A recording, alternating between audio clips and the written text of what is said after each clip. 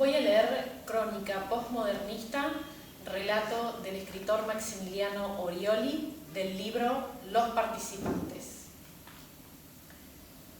Su semblante se empezó a tornar rojizo y su mirada pareció perderse como si ingresara en un intenso y eterno conflicto dentro de su mente. Parecía que no podía terminar de llegar a un puerto, o a rendirse y golpear el escritorio con el puño y seguir intentando creerse que el problema no era tan grave y que no lo afectaba en una medida preocupante. Era como si necesitara tan solo unos segundos de silencio, pero los dos perros de la casa de enfrente no daban tregua con los ladridos.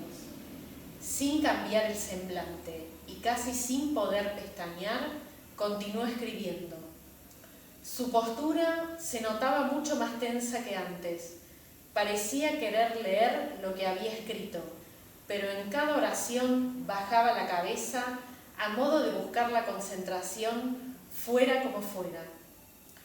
Finalmente llegó a un puerto y golpeó el puño contra el escritorio. Se apoyó en el respaldo y se pasó las manos por el rostro. No era una situación fácil para Mateo. Este era un joven de 25 años que vivía en una zona tranquila de la localidad de Avellaneda y que debía terminar de escribir la crónica de un caso policial que le había pedido un diario importante al cual aspiraba a ingresar a trabajar. Sabía que no era una crónica más y que podía marcar el rumbo de su vida. En determinado momento, los dos perros parecieron callarse. Mateo abrió más sus ojos, como esperando, y al encontrar esos segundos de silencio, retomó la escritura. Comenzaba un segundo periodo que iba a ser interrumpido cuando los perros volvieron a ladrar. Volvió a intentar escribir sin cambiar su semblante y sin pestañear, pero seguía sin lograr la concentración por más de una oración. Se levantó y se asomó al ventanal que daba a las casas de enfrente, como si ya le fuera rutina. La casa de enfrente tenía un pequeño patio delante, terminado por una reja, y dos ovejeros alemanes medianos allí, que le ladraban a cada persona que pasaba. Ya había perdido la conexión con su trabajo. Se sentó en el sofá intentando relajar sus hombros. El ladrido de los perros iba y venía. Sentado allá pareció relajarse primero, pero luego pareció alterarse aún más, regresando a aquel semblante. Se paró, caminó de un lado para otro intentando tranquilizarse y cuando logró hacerlo en cierta medida tomó la llave, abrió la puerta y salió. Cruzó la calle y se acercó a la casa en cuestión. Antes de poder llegar, los perros ya estaban ladrándole violentamente. Sin embargo, se acercó a la puerta de la reja y tocó el timbre. La entrada no llegaba a verse desde donde estaba. Se ubicaba al costado de la casa que debía llegarse por un pasillo. Efectivamente, por el mismo apareció una mujer de 34 años de nombre Mara. Enseguida calmó a los perros y les ordenó que salieran de la reja. Ella se acercó a Mateo y con expresión amable le preguntó: ¿Sí? ¿Qué tal? Yo soy Mateo, soy el vecino de acá enfrente, respondió, señalando su casa, también mostrando amabilidad. Ah, ¿qué tal? Espérame un segundo. La mujer intentó nuevamente calmar a los perros y para entonces les ordenó que fueran para la casa. Los perros obedecieron y ella abrió la puerta. Sí, ¿qué tal? Todo bien, pasaba porque quería hacerte una consulta. Hace unos días estoy terminando un artículo que tengo que entregar el viernes al diario donde trabajo y te quería preguntar si no podías llevar a los perros adentro porque los ladridos no me permiten escribir. Son constantes y no puedo terminar de concentrarme para terminar el artículo. Mientras decía esto, la mujer fue cambiando su expresión de amabilidad por una de cierto rechazo. Y cuando Mateo acabó de hablar, ella, conservando el tono amable, pero al mismo tiempo con una gran firmeza, le contestó: no, no, no, no, discúlpame, pero no. Es que se hacen constantes y realmente traté de ignorarlos, pero se me hace imposible. Y sí, bueno, pero yo no los puedo encerrar. Aunque sea, ¿no podría ser hasta el viernes? No, ¿cómo los voy a encerrar hasta el viernes? No, no puedo. No, pero no todo el día. Pero si por ahí arreglamos que a tal hora estén adentro y yo aprovecho a escribir, y no porque yo a la tarde trabajo y los tengo que dejar acá afuera. Ahora hace media hora que volví, los perros tienen que estar afuera. Se produjo un silencio de unos segundos. Mateo pensaba por qué otro lado podía encarar la conversación, pero ella le adelantó diciendo: la verdad que no te puedo ayudar. Yo trabajo desde antes del mediodía y vuelvo más o menos a esta hora, y a los perros no los voy a dejar adentro. Yo soy animalista y no voy a hacer cosas que no les hagan bien. Se produjo otro silencio de unos segundos. Esta vez Mateo atinó a decir: es que le ladran a cada persona que pasa. Y sí, son perros. Los perros ladran. Sí, pero qué sé yo. No sé qué más decirte. No, está bien. Bueno, gracias igual. No, está bien. De esa forma, Mateo volvió a su casa, mientras que Mara cerró la puerta y volvió a ingresar a la suya.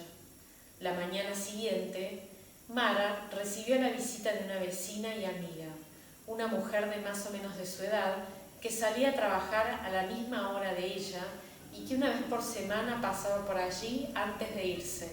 Los perros le hicieron fiesta, ya que la reconocían. Mara salió y la hizo pasar. Se pusieron al tanto de distintas cosas. En un momento, ella fue a buscar los zapatos al dormitorio y regresó con ellos en la mano diciendo: ¿no sabés lo que pasó ayer cuando volví? ¿Qué? Me vino a tocar el timbre el flaco que vive acá enfrente. Sí, dice que me tiene que terminar no sé qué cosa para el diario que trabaja y que si no puedo meter a los perros adentro porque los ladridos no lo dejan concentrarse. ¿En serio? ¿Qué flaco? El que vive justo acá enfrente, Mateo. Ese Mateo. Le dije que no, que me disculpara, pero que yo trabajaba toda la tarde y que no iba a dejar ni loca a los perros adentro. Me dice que le ladran a cada persona que pasa, y sí, boludo, son perros. Aparte, no entiendo cómo el ladrido de un perro te puede joder tanto, la verdad que no lo entiendo. ¿Pero vos no sabés cómo viene la mano con ese flaco? No, es la primera vez que cruzo palabra con él. Ese flaco, antes de que vos vinieras, se había ido a vivir a Capital con la novia. Estuvo unos meses antes y se volvió.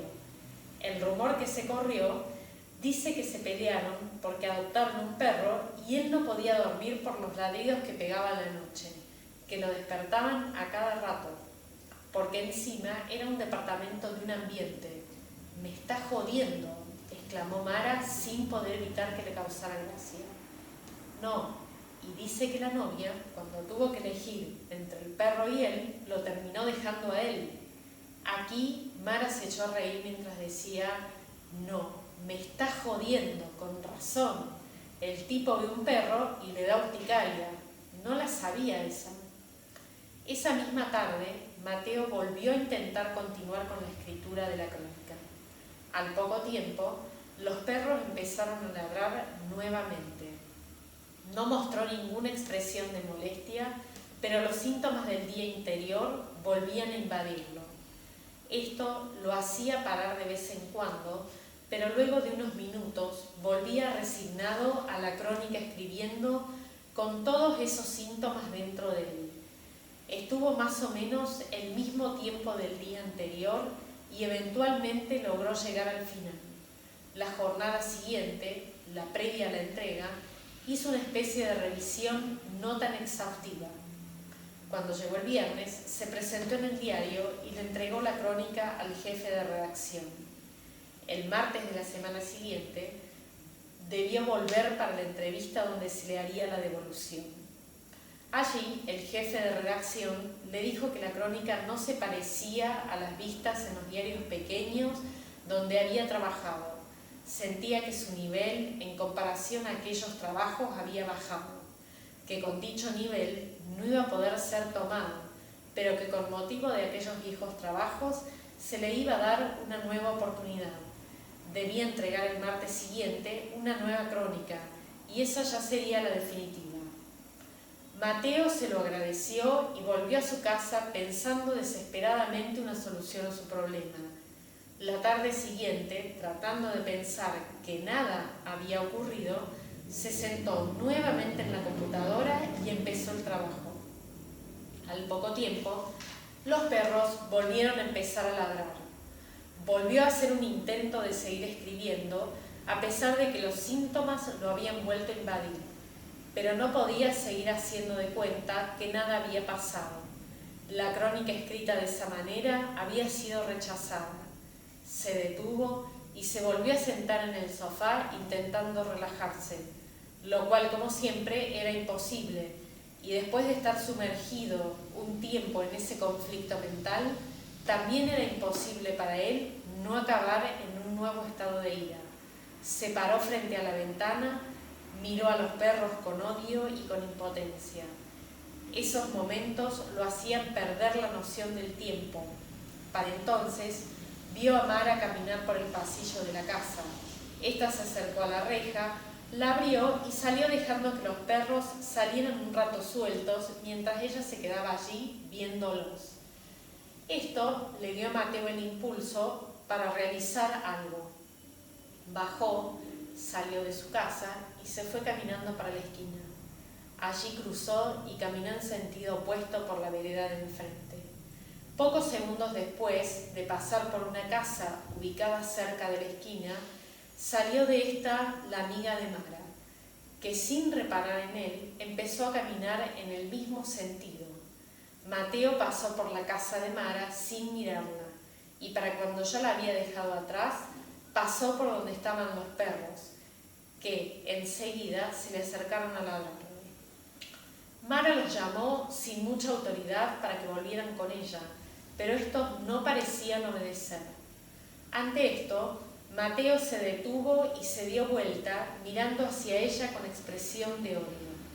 Mara, sin inmutarse y con una ligera sonrisa, volvió a llamarlos. Para entonces, la amiga llegó al lugar y los perros dejaron de ladrarle a Mateo para ir a saludarlo. Sin embargo, Mateo no se movía de su posición, por lo que Mara y su amiga le mantuvieron la mirada. Al ver que los perros no iban a volver a ladrarle, Mateo volvió a mirar hacia adelante y continuó su camino. Mara y su amiga se miraron con una sonrisa. Mateo dio vuelta a la esquina y en estado de gran furia se quedó esperando allí. De a ratos asomaba la cabeza para ver si seguían hablando, y al ver que sí, continuaba esperando. De esa forma, estuvo aproximadamente unos 10 minutos. Cuando tras un nuevo intento vio que ya no había nadie, volvió a cruzar y se dirigió a su casa. La tarde siguiente, atravesando la misma situación sentado en el sofá y ya en estado de trance, vio dentro de unos módulos de su living que tenía la puerta abierta, aquel pequeño recipiente que había comprado unos meses atrás, un repelente de perros para rociar en la puerta de su casa, ya que por la zona donde él vivía solía andar algún que otro perro callejero que continuaban merodeando por la zona debido a que algunos vecinos de su cuadra le dejaban comida en la calle y la base de un recipiente con agua. Y de vez en cuando solía encontrar la puerta de su casa con una mancha líquida en la parte de abajo que chorreaba hasta el piso. En el estado en el que la había entrado, se quedó viendo el recipiente un largo rato. Esa noche no comió y se quedó despierto. Aproximadamente a las 11 de la noche, se lo vio salir de su casa sosteniendo dos pequeños platos. Uno de ellos contenía líquido y el otro algunos bocaditos de carne. La zona parecía estar desierta. Cruzó la calle lentamente, los perros ya no estaban en la reja, pero al llegar se quedó allí esperando y viendo para ambos lados sin poder evitar su gran nerviosismo. Al final del pasillo, que está en el costado de la casa, se veía la puerta entornada. Mateo se quedó viendo de manera muy sigilosa si alguien pasaba por ese pequeño espacio, que llegaba a verse del interior de la casa. Algunos minutos después se vio pasar a uno de los perros. Este se detuvo, pareciendo mirar hacia afuera, y al ver a Mateo pasó por el hueco y fue corriendo a la reja ladrando violentamente. Mateo aprovechó y se corrió para el costado, donde ya no podía ser visto desde la casa. Intentó calmar al perro, haciéndole una caricia en la cabeza a través de la reja. Y si bien no lo consiguió, la intensidad de los ladridos llegó a disminuir un poco. En ese instante, Mateo pasó por la reja el plato con los trozos de carne. El perro dejó de ladrar y empezó a comer. Luego, con mucho cuidado, pasó el plato con el líquido. El perro dejó de comer, olió el otro plato y continuó comiendo el otro. Mientras lo hacía, Mateo le seguía acariciando la cabeza. Inesperadamente ingresó al patio Mara diciendo: «Vamos, entrá que ya está la comida». Al instante de decirlo, vio la situación que se estaba desarrollando y en un estado de sorpresa y furia le preguntó: «¿Qué estás haciendo?». «No, nada, era algo para él», atinó a decir Mateo, casi tartamudeando. Sin dejar pasar un segundo, Mara corrió hacia el perro, le sacó los platos y le ordenó a los gritos que fuera para adentro. El perro obedeció.